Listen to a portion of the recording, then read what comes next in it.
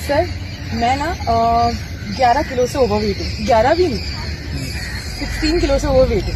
तो मैं ऐसे क्या डाइट फॉलो करूँ क्योंकि मेरा अभी तक जो भी लाइफस्टाइल है फूड में काफ़ी मतलब बाहर का खाना हो जाता है और नहीं फॉलो कर पाती कोई पर्टिकुलर डाइट। तो ऐसे में क्या करूँ कि मेरा शॉर्ट टाइम में ओवरवेट जो है वो मेरा वेट मेरा प्रॉपर बैलेंस हो जाए। एक्चुअली ये नेचर केयर जो है ये आपके सिर्फ वेट पे वर्क नहीं करती, टोटल बॉडी डिटॉक्सिफिकेशन होता है इसका। टोटल टॉक्सिन जितने निकल जाएंगे तो शरीर के अंदर जिस वेट डिजीज के बारे में नहीं भी बात करी है ना वो भी चले जाएंगे। तो वेट क्यों है? वेट इसलिए कि unwanted something in your body, something unwanted. ये फॉरेन मैटर जो है वो गलत खान पान हो सकता है, सोच विचार हो सकती है, या फिर गलत लाइफस्टाइल हो सकती है। 3 मेजर कॉज है, ठीक है।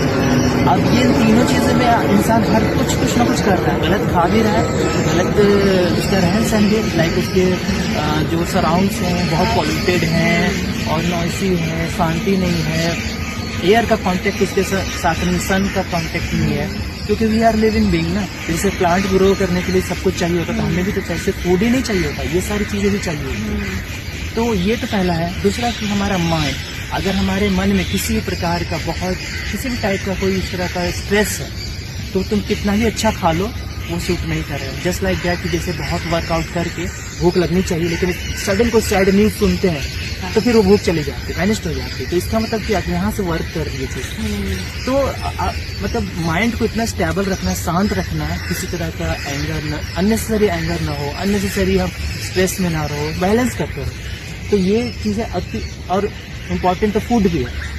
अब बॉडी के अंदर कुछ चीजें आ गई तो फूड क्या करेगा और मन क्या करेगा, सराउंड तीनों मिलकर आपके साथ हीलिंग करेगी, तो टॉक्सिन्स को निकालने में हेल्पफुल होगा। दोनों पिलर्स तो इम्पोर्टेंट है, फूड भी इम्पोर्टेंट है। फूड में अब क्या खाओ क्या ना खाओ, आजकल जैसे जब से नेचर ने हमें डिजाइन किया तो बहुत कुछ प्रोवाइड कर दिया था, जैसे एनिमल के साथ वो इतना कैलकुलेटिव माइंड से नहीं चलते हैं, किसी भी तरह का वो एक्सपर्ट के पास ही नहीं जाते।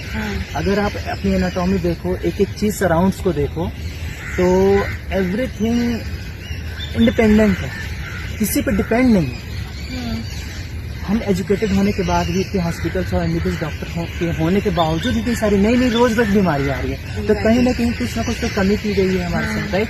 समझ रहे? तो ये कहाँ कमी हो रही? कमी ये हो रही कि हमने नेचर से इंट्यून होना बंद कर दिया।